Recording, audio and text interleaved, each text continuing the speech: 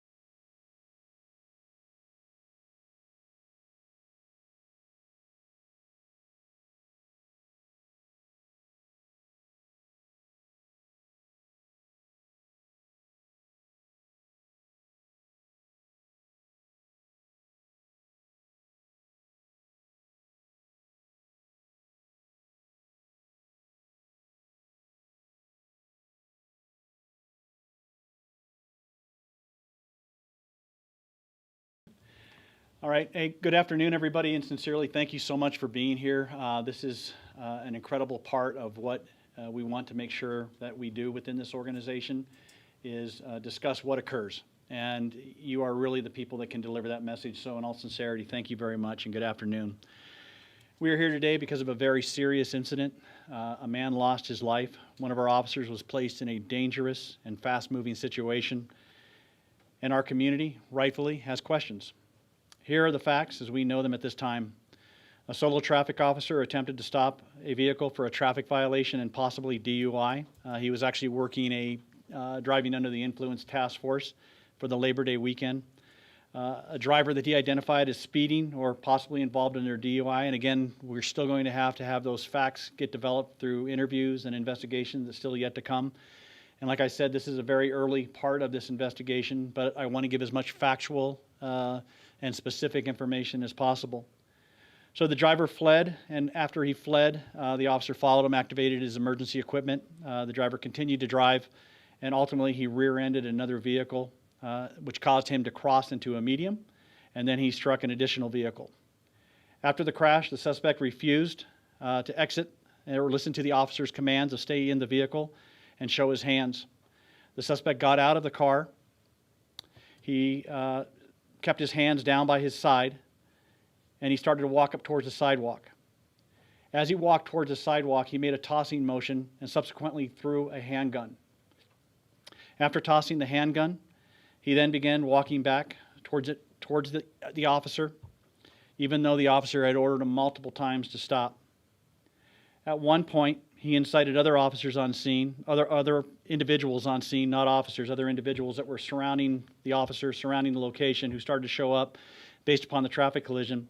And he started to say numerous times to incite them to basically, and I'm going to use this verbatim because I think it's important, he said multiple times, get the shit, while he continually pointed back at the handgun. He repeatedly made this movement. He continually made a pointing motion back towards the weapon while talking to other individuals in and around the location. As the suspect moved toward the officer and looking back at the weapon, the officer struck the suspect in an attempt to de-escalate the situation and to prevent him from focusing on the weapon and reaching that weapon. The suspect then turned on the officer, raised his fist, and said, "I'm ready for this. Are you ready for this?" And then he aggressively advanced. The officer, who was alone, outnumbered, backed into the street and oncoming traffic and ordered the suspect multiple times to stop and listen to his commands, all of which were ignored. At this time, the officer discharged his firearm. The suspect was struck and killed. This was not something that the officer, the department, or the city of Aurora wanted. Our officer was performing his duty, enforcing traffic laws, and keeping our roads safe. He did not choose this confrontation. It was the suspect's actions that escalated and turned this into violence. Had the suspect not fled, crashed into other vehicles, thrown a gun, encouraged others to retrieve that gun, and advanced aggressively towards the officer, we would not be standing here today.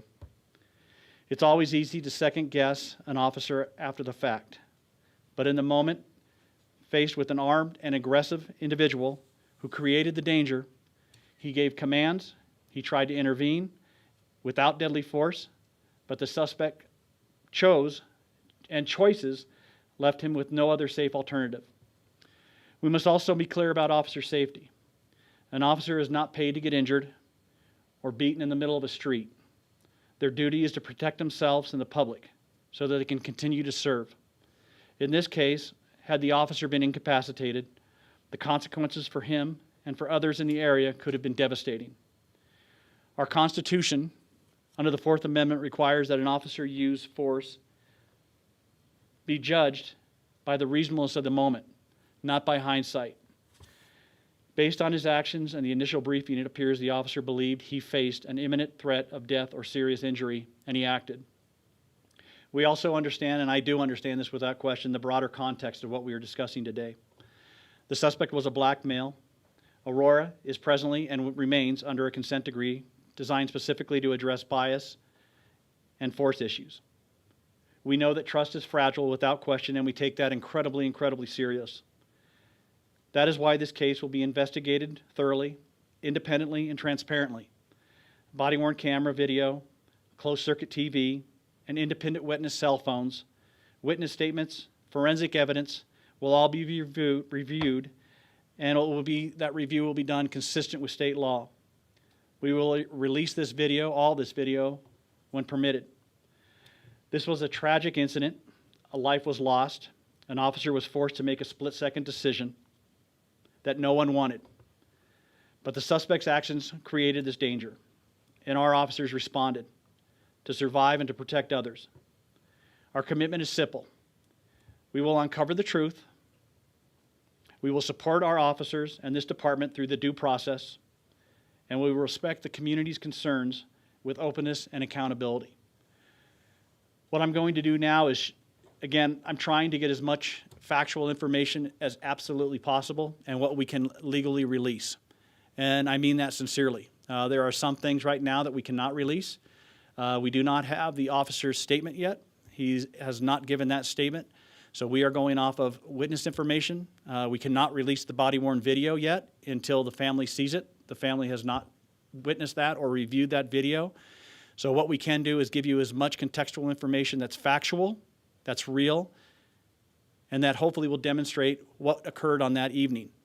The one thing that I don't want to do is get out anecdotal information, non-factual information, or information that's third or fourth parties. Everything that you receive today will be factual, it will be real, it will be relevant, and it will be part of this overall investigation. It will not be something that came out of the air. It will not be something that somebody said to somebody else or somebody else and somebody else. It will be the best information that we have. With that, I'd like to have you take a look at this timeline. Again, as you look at the timeline, the way I broke it down and the way it's been broken down, it gives an exact example of what occurred and what period of time that occurred at. The officer had his radar gun out, and you see a traffic violation that took place somewhere in the area of 7:30 on the 29th. Shortly after that, the officer follows that vehicle. The vehicle does not stop. It continues to accelerate away, finally comes to rest in the area of 6th and Billingsley. The officer approaches the crash site, gets out of his vehicle, and he makes these commands that I talked about earlier to order the suspect to stay in the car and to show his hands. In the video, as well as some pictures I'm going to show you here, that does not happen.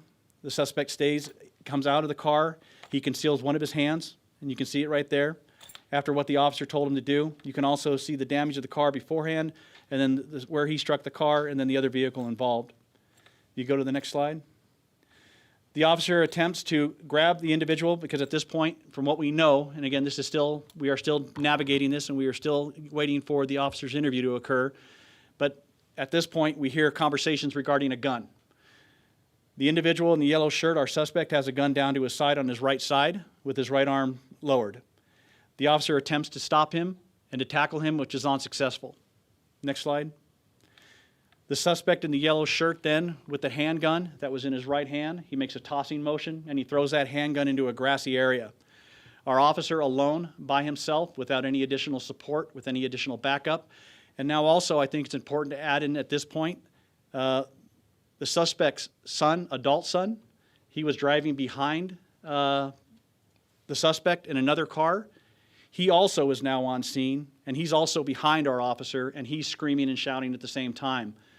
We also have other individuals that are in this Sinclair parking lot area that also come out and start to gather around our officer as well. So the tossing motion is made by the suspect. Our officer falls down in a tussle with the suspect. This is a picture of our officer on the ground on his back with his body-worn video, and the suspect is standing over top of him. Next slide, please. There's a picture of the suspect. The other individual involved, you see two of them. You see one who is now actually over near where the gun was disposed of by the suspect. You see the other individual out on the street. The suspect turns. This whole time he is making, and this is repeatedly, this was not a one-time gesture or a one-time discussion. He repeatedly said, "Get the shit, get the shit, get the shit," referring to the weapon. And if he's not referring to the weapon, I will be 100% completely surprised, because every time that statement is made, he is looking back exactly where that weapon is at, and he is talking to the individuals, he is talking to his relatives, he is talking to other people in the area. Get the shit. Get the shit. And that shit is the weapon that he just disposed of, and he threw into that grass area where that suspect is now standing. The officer, again, he continues to try to talk, de-escalate the situation through verbalization. The suspect approaches him as well as the individual in the back. And again, we still have the individual over where the gun was disposed of that the officer is now also focused on. The suspect advances on the officer. The officer sees an opportunity to try to de-escalate this through physical force as the suspect turns back towards the son and back towards the individual who is over by the weapon at this point and yells again, "Get the shit." The officer uses a striking motion to try to, one, break the concentration of the suspect, to communicate with these individuals about retrieving a possible weapon, and two, to try to take this individual into custody. That strike had minimal impact. What it did, the suspect immediately turned on the officer. He got into a fighting stance with the officer. He then walked and advanced in an incredibly aggressive posture towards the officer and says, "Are you ready for this? Are you ready for this?" Over and over, "Are you ready for this? I'm ready for this." At this point, the officer gets pushed out into oncoming traffic because he did not stand his ground. He actually backed up as this event was unfolding. He continued to try to de-escalate this event by moving as far as placement, as far as where he was. As he moved back out into the oncoming traffic, he fires the rounds, and again, that will be determined as the investigation continues.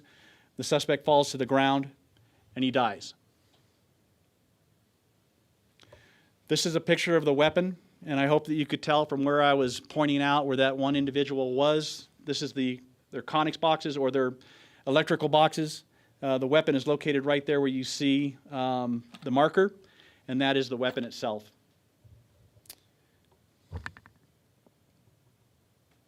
This is a videotape, again, the officer from the time that he got out of the vehicle to the time that he made contact with the suspect. He was able to do the fact that he was at a traffic collision, and then after that his attention was focused on the event as it unfolded.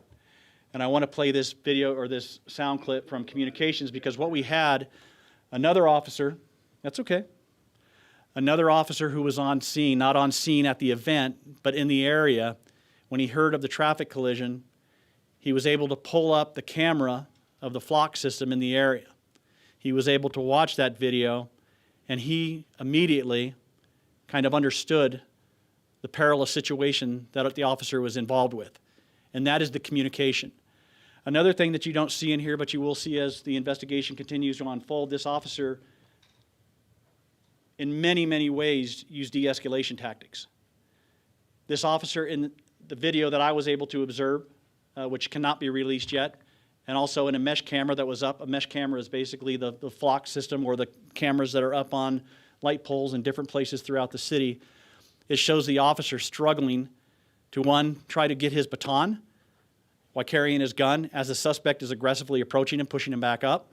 He's unable to get to his baton. One time he actually transitioned his gun into his other hand, and he's reaching around trying to get his baton. He could not get it out based on the speed of the suspect, based upon the approach of the suspect, and based upon the unfolding nature of the event. Ultimately, he gets backed out into the street, and that was where the actions occurred. If we could play this is a communications pickup of what was occurring out on the scene. North 45, I've got a crash. 6, just east of 225. I'll take a couple cars here now. Rangers, 217 in units, please start to 6 and 225 east of, please. 218, you got me? 18 out. 215, you got me? Okay, and OD 98, go ahead with your traffic start.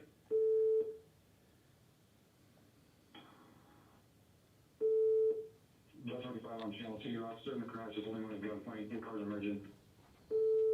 Car, step it up to emergent, we're gonna hold the air, we got a line of fire. Do you know what direction? Fire to the left. Black male suspect, yellow shirt, currently fighting with the officer. We need cars that hot. Sure. All units start, please, 225 east of, officer fighting. Either taser or player shots fired. Cars emergent. 225, go. Copy. Copy, hold the air, we're holding it. Shots fired. North 45, shots fired. Give me 2 cars. Cruiser. Yeah, I know it's hot. We got everybody going, hold the air, please. Urgent start that way, please. What that video or what that tape shows, again, that is the factual information that we have. That is not doctored, it's not edited. It basically shows when the officer runs the license plate of the vehicle, when he goes on the vehicle collision that was caused by the suspect after he tried to flee, after he hit another vehicle, after he went over the mediums, hit another vehicle. That is when the officer makes the first call. That was the officer involved. The other information you get, it comes from, again, that information that I supplied from an officer who was watching the event unfold via his camera, and he could see the event as it was laying out. And what he saw was an officer in a fight with a suspect. He also saw the officer being overtaken, and then he also stated, as you heard in the video that, or as you heard in the audio portion of that, that the officer needed help emergent. Emergent means right now.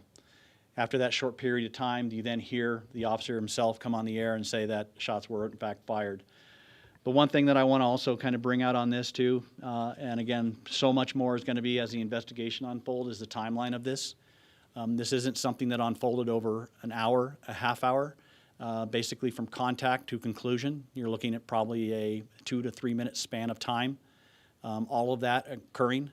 The vehicle collision, the commands to stay in the car and show hands, the failure of the commands to stay in the car and show hands, the exiting of the vehicle by the suspect, the gun tossing by the suspect, the officer falling down to the ground, having the suspect stand over him, as you saw in that body-worn video picture, the officer getting back up as quickly as he can and then having to deal with the suspect who is now inciting and trying to get other individuals in and around the area to pick up that weapon and bring that to him. Besides that, now you had an opportunity where an officer tried ultimate times to de-escalate the situation, both physically and verbally, all of which were negative, and which basically increased the aggressiveness of the suspect as he approached him and then pushed him back out into oncoming traffic lanes. All of that, again, was not over a period of an hour, a half hour. That was over a period of probably about 130 seconds. With that, I'd also like to bring up some other things. And again, this is factual. This is what can be released at this point in the investigation. This is some of the witness statements. I think that this is an important part as well. There was 7 witnesses that were interviewed out at the time. All of these different statements, I'm not going to read them all. I'm going to give you just kind of a sampling of what some of them state. Here, on one witness 1, he says that he was told to show his hands. He did not comply. Subject moved towards the officer, and the officer moved back. Officer was trying to get the subject to comply. Subject was kind of at fault. Witness 2, suspect chased after and charged the officer. These are all independent witnesses. These aren't somebody that, again, it's not law enforcement personnel. It's nobody attached to us. These are independent witnesses that were out at that location or in and around that area at the time of this event. Witness number 4 saw the suspect and the officer wrestling on the ground, heard the officer yell, "Get down, get back," multiple commands. He said the subject had ample opportunity to comply. Witness number 5 believed that the suspect was armed. The officer gave orders. The subject threw a gun to the ground. The subject would not stop going towards the officer, even after several commands. The subject would not listen to the officer.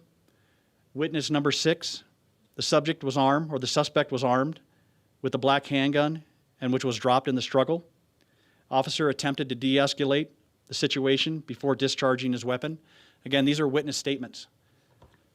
After a physical altercation between the subject and the officer tried to retreat, but was surrounded by 2 other individuals, possibly relatives. That was witness number 6.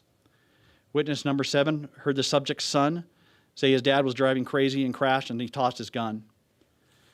Again, with that, I would like to open it up, and I will try to give you as much as clear, concise, and factual information as that is available at this time.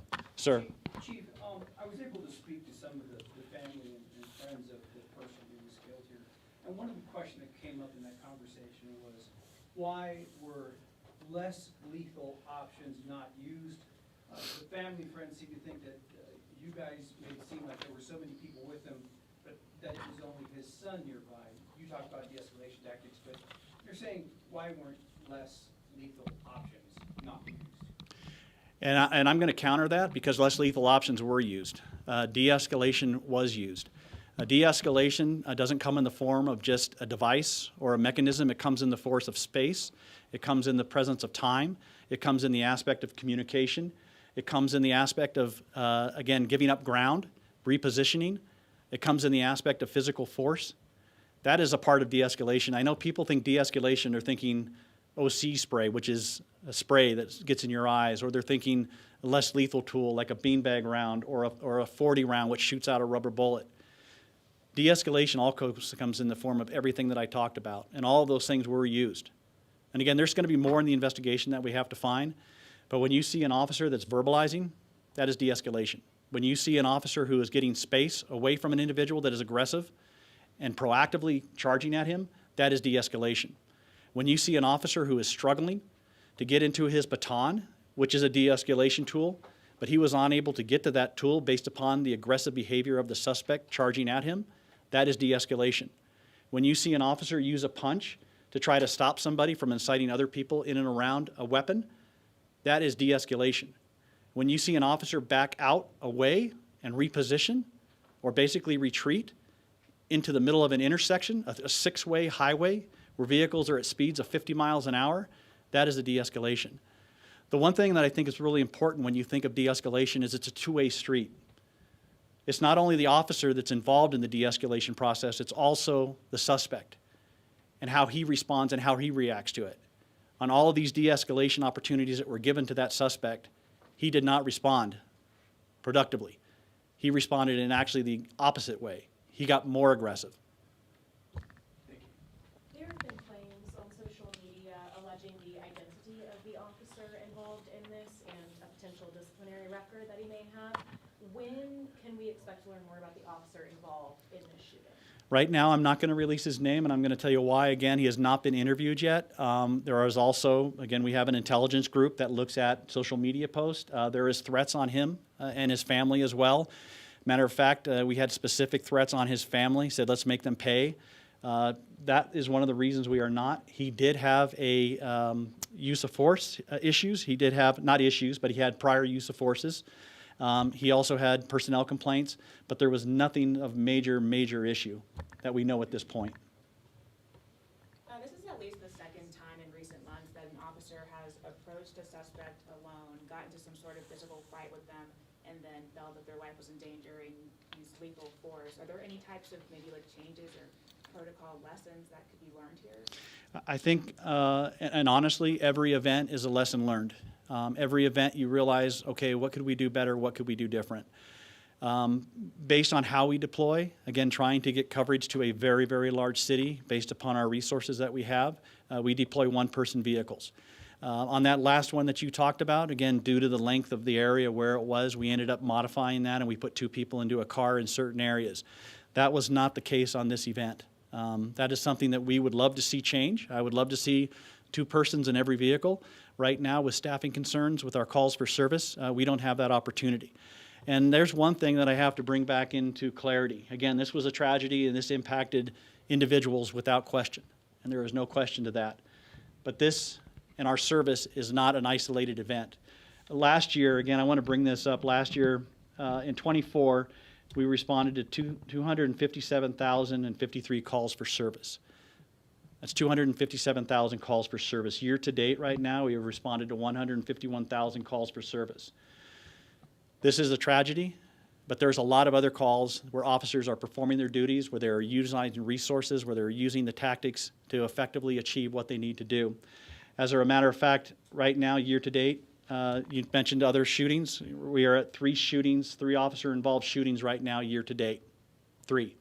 That comes out when you look at the calls for service, which is 151,474. That comes out to 0.002% of incidences related to calls for service. So that is something without question that we focus on. There's always a way to do things better. We always wish we had other opportunities. But like I said, it's a two-way street. Because on both of those incidents you talked about, it wasn't just the officer there by himself. He was there with a suspect. He was there with an individual who didn't listen. He was there with an individual who didn't comply. He was there with an individual who had multiple opportunities to stop his behavior, stop his aggressiveness, and listen to what the officer said. And on both of those occasions, and on many occasions, that is the difference between an officer-involved shooting and a not officer-involved shooting. Yes, ma'am. A few clarification questions. I saw on one of the slides that it said the officer shot 3 times, but then I heard you say that that will be investigated. Do we know how many shots were fired, and then how quickly was aid rendered? Yeah, and again, that's something, I'm thinking it's 3, but I'd want to be very cautious. Again, that got framed into the slide based on the noise and based what occurred. But that will have to come out in the investigation further, but I'm believing it was 3. As far as the aid rendered, again, I think we looked at somewhere in the area of 35 to 45 to a minute, and that involved other officers coming on scene. And as you saw from those pictures, again, this individual, our suspect, was in the middle of the street. The officer still had an outstanding gun. He still had a person who was somehow connected with the suspect, who was being told by the suspect to go pick up his gun and bring it to him. We still had other individuals that were by the electrical boxes where the gun was located. He was still trying to deal with traffic as it was coming at him and control that aspect. And so the ability to stop everything and just get down and start rendering aid is based upon the availability of the situation. This situation did not allow that. As you'll see, as this investigation continues, very briefly after that, additional officers arrive on scene. As you heard on the audio, you heard him say, "Get there emergent," which is basically code 3 with lights of siren. And right after those officers get there, the first thing they do is contain the weapon so that nobody else gets injured. And then they immediately start providing first aid to him. And that was 35 to 40 minutes? Seconds. Seconds before aid was rendered? Yes. Okay. And that's a speculation. I didn't time it, I don't know, but I'm just looking at the video and thinking as far as a time continuum, I would say anywhere between 45 seconds and a minute. Okay. I'm still confused on the traffic stop of this. Where was your officer stationed, and what exactly was the reason that they pursued this specific individual? Yeah, and they didn't pursue it. That's one thing we think. It did not come out as a pursuit. So there is a differentiation. He followed this vehicle. He tried to get him to stop, and the suspect would not stop until he actually collided with another vehicle. So probably had this event continued to evolve, it probably would have more than likely been a pursuit. Or why did he And that's what we don't know at this point. What we see in the video, what I have seen, is that he is doing what his job is, which is traffic control. So he's on 6th Street. He's actually west of the 225. And you can see he's holding a laser in his hand. So he's shooting laser. Car comes by. He gets behind that car, and he starts to activate his emergency lights and sirens. It doesn't stop. It continues on. He then turns them on full speed. The car goes underneath the 225, and then that's where it ends up colliding or hitting another vehicle, rear-ending that car, which then caused it to go over the medium, hit another car, and then come to rest.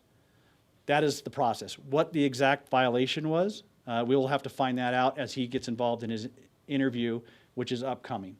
So to clarify that, because you said at the beginning of the conference here, you said there was DUI patrols that were happening. You said it was a possible DUI, possible speeding. So that's the potential reason as to why this individual was pulled over. So can you help me understand too, though, why almost 72 hours later the officer hasn't been interviewed at? Is that normal in this type of situation to wait that long to interview the officer? Yeah, that is the normal process. Again, this is not an internal investigation, and I think that is something that really needs to come out as well. This is not an investigation that is done by Aurora Police Department. It is done by the 18th Judicial District CERT team. And the CERT team responds to all officer-involved shootings. They are the ones that set the parameter. They are the ones that set the scheduling. They are the ones that do the process. What they usually do is allow the officer to have a sleep cycle and to be able to meet with attorneys, be able to meet with other individuals, and at that time the interview is done. That is something which is placed by state law. It is something that Aurora PD has absolutely nothing or any control over whatsoever. And again, we cannot release any specific information about what his thoughts were or what his processes was until that interview occurs. And then even after that, the investigation is still going to take a period of time. They usually take up to 6 to 7 months for the investigation to unfold because all these witnesses that I mentioned, all the scene locations, all the processing of toxicology, all the other examples of what goes into a officer-involved shooting is not a quick process. Why I'm here today and why I feel this is really important, because I want the facts that we can deliver to be out. And I want it to be factual, because what I have heard lately is not factual. And I'm not pointing fingers, I'm just saying the information that I have received, the details that I have seen on social media, the third, the fourth parties, the fifth parties about what is wrong and what's not wrong, what's right, what's not right. I want to use this opportunity to show you factual stuff. The information that I showed you here today, I doubt it's going to change. It might in the investigation. There'll be nuances. There'll be little differences. The investigation will get much, much deeper than what I showed you. This is a very, very high-level review. But it does show the facts. It does show the facts that our suspect had a gun. It does show the facts that our suspect crashed into 2 vehicles for whatever reason, while not stopping for a police vehicle that had all of his emergency equipment on. It does show the fact that this individual got out and tossed this gun. It also shows the facts that this individual, this suspect, had other individuals that were there on scene, and he again was trying to incite or entice those individuals to pick this gun back up for whatever reason, who knows. It does show the fact that our officer tried multiple ways to de-escalate, and that's one thing I've heard over and over. There was no de-escalation, there was no de-escalation.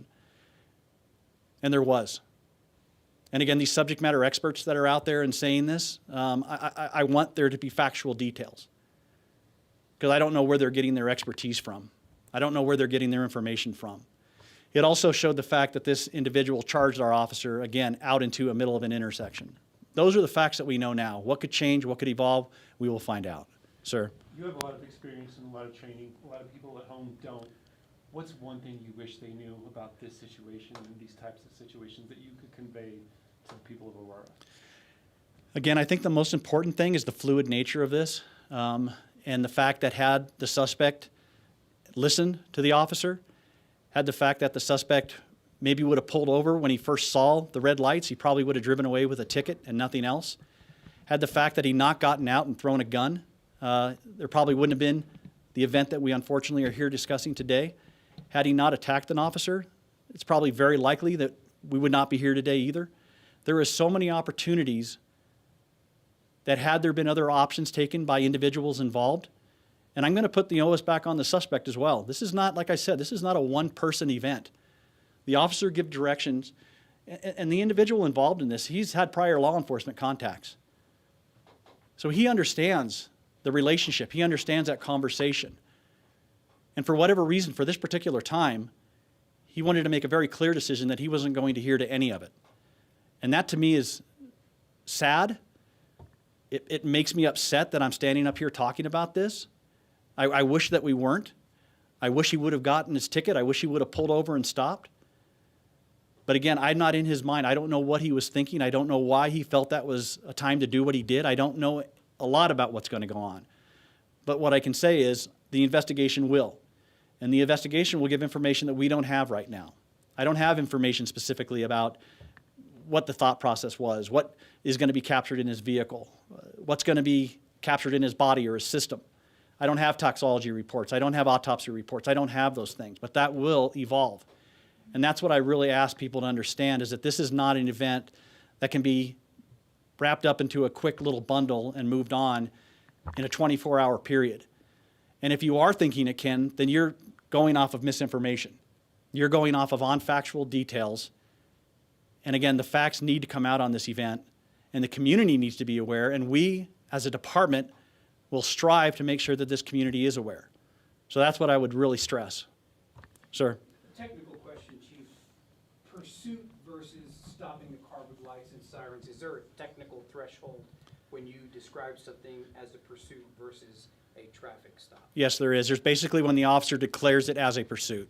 When it has gone to the point to where, again, the person might have had their radio on, they couldn't hear something, their behavior is not erratic, or it's like they're trying to evade.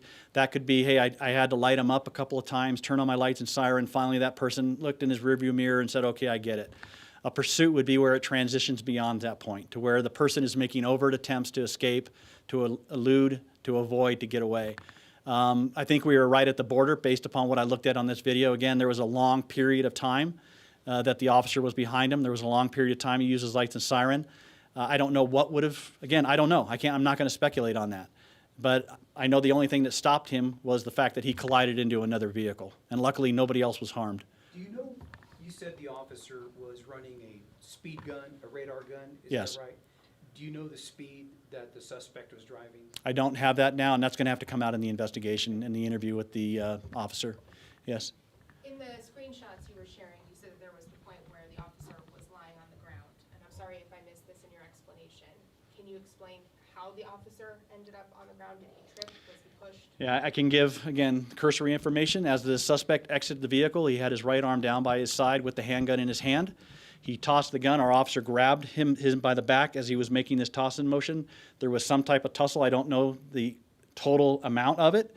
Our officer went down onto the ground. He laid on the ground for a matter of moments or seconds, I believe. And the suspect stood over top of him. Luckily, our officer was able to regain his posture, get back up, and again started immediately communicating and working with the suspect. So it's not to say then that that suspect was attacking the officer? Again, I don't know, and I don't want to put out misinformation. I don't know. All I know is that the officer tried to stop this suspect's behavior, tried to control him, and he ended up on the ground with the suspect standing over him. Not a good place for anybody to be. And other than that, I'm not going to give any more details that I don't have specifics on. Yes? When firing a weapon in an area where there's a lot of other people around and a lot of traffic in the area, is there a certain protocol that officers have to work through before firing a weapon in such a crowded situation? Yeah, and again, that's a process. You have to look at your background, see what's there, see what's around, but you also have to look at your threat level.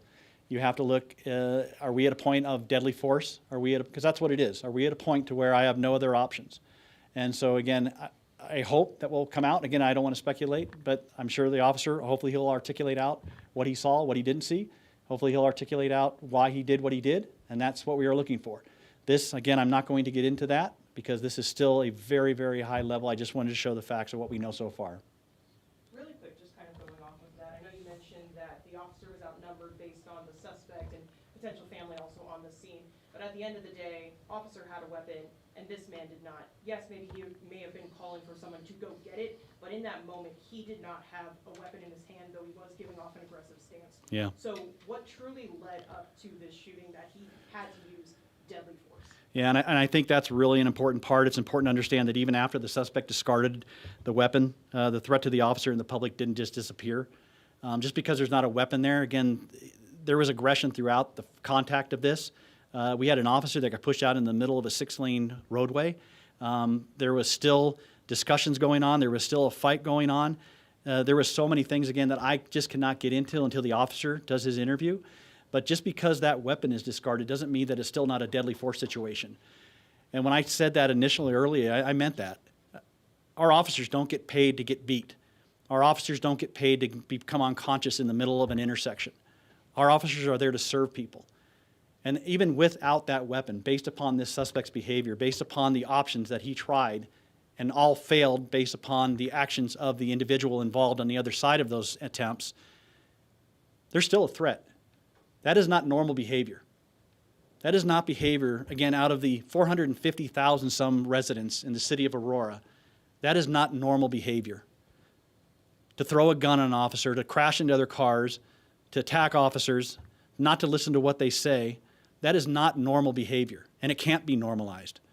Because these officers do not, again, get paid to get hurt, to get killed, to get injured. Any other? Have you reached out to the family yet to ask if, when they would like to see this video, and if they see the video, and after they see the video, will you consider releasing it to the public? Yep, that is one thing that we have to do is work with the family. We have already started that communication, and again, and I'll be really open too, it's a really challenging thing to do. There is nothing pleasant about it whatsoever, because this is still somebody that they love and cared for. It's not pleasant, but it's what we do. And so we are going to have to show that video to the family. As soon as that video has been seen, it will be completely released from beginning to end. Any other questions? I'll take one more. I'll just ask you one question. If Yeah. no one else has anything else, just, is there any information that you can provide on the weapon that was recovered from the scene, like the type of gun? I think it was a 380. Do we know? I think it was a 380 Ruger, but I'm not 100% sure. It was either a 9mm or a 380 Ruger, but I'm not sure. So please use that sparingly, because I'm not 100% sure, and I don't want to give out misinformation. That's, again, something that will be done where they will look at it in the crime lab. They will actually fire it. They will look at how it was loaded, how it's functioning, all of those things. And so, again, I'm really not sure at this point. But that's kind of what I think, but I'm not sure, so I don't want to give misinformation. And the weapon we saw up there was one weapon that you showed pictures to us today, right? That's correct. That's correct. With that, again, the one thing I hope that the community knows, we are, without question, going to be as transparent as possible on every aspect of this event. We are not going to hold back anything. I ask the community to please realize we are going to provide real and factual information, and I ask for their support in this process. I ask that we as a community come together. I ask that we wait for the determination of external entities to look at this event and come up with the results, good, bad, or indifferent, from both the legal aspect as well as the administrative aspect. Both of those angles will be looked at and reviewed. Again, thank you for being part of this. Thank you for sharing this with the community.